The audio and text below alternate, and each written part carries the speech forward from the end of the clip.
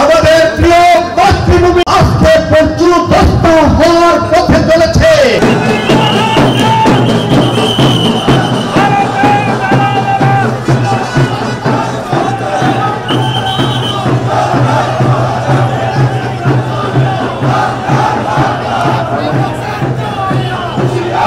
আমরা হলো প্রত্যক্ষভাবে যুদ্ধ করব। আমরা যদি আমাদের উপরে কোনো যুদ্ধ চাপিয়ে দেওয়া হয়, আমাদের প্রতিবেশী রাষ্ট্র যদি চাপিয়ে দেয়, তাহলে অবশ্যই আমরা যুদ্ধ করব। সাধারণ জনগণ করবে তাদের কাজ রাজপথে, আমরা করব রণাঙ্গনে।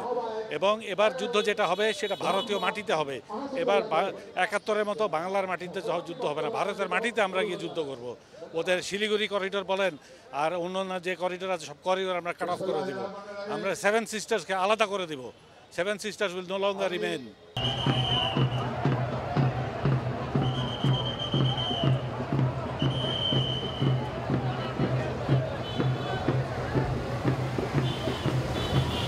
আমাদের উদ্দেশ্য হলো আমাদের সার্বভৌমত্ব, দেশপ্রেম এবং নিজের দেশের অখণ্ডতা রক্ষা করা, এবং কোনোভাবেই এই দেশের উপরে কোনো আগ্রাসী ভূমিকা যদি কোনো দেশ আসে, সেটা যে দেশই হোক, আমরা কোনোভাবেই সেটা মেনে নেব না।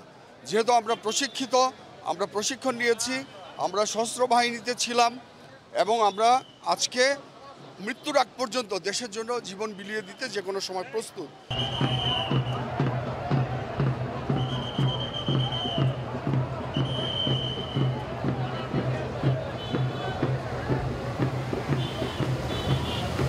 আমরা যত আর্মি, বিডিআর, নৌবাহিনী আছে সবাই আমরা আগ্রাসনের বিরুদ্ধে। যে আগ্রাসন আমাদের ৭১-এর স্বাধীন করেছি, আমরা রক্ত দিয়েছি এবং দেশে স্বাধীন করেছি।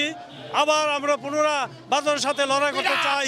লড়াইকে আমরা ভারতকে কোনো অবস্থাতে কোনো ছাড় দেওয়া হবে না। আমরা এখন ভারতীয় আধিপত্যবাদ থেকে মুক্তি পাচ্ছি, ধীরে ধীরে অর্থনৈতিকভাবে মুক্তি পেতে হবে। যেহেতু ভারতীয় পণ্য দ্বারা এই দেশ পুরো আগ্রাসনে ছেয়ে গেছিলো, আমরা এবার ঈদে ভারতীয় পণ্য নিব না, আর আমরা ভারতে চিটমেন্ট যাব না। Kolkata will die down soon and they are already dying without food. No Kolkata businessman can survive without Bangladesh.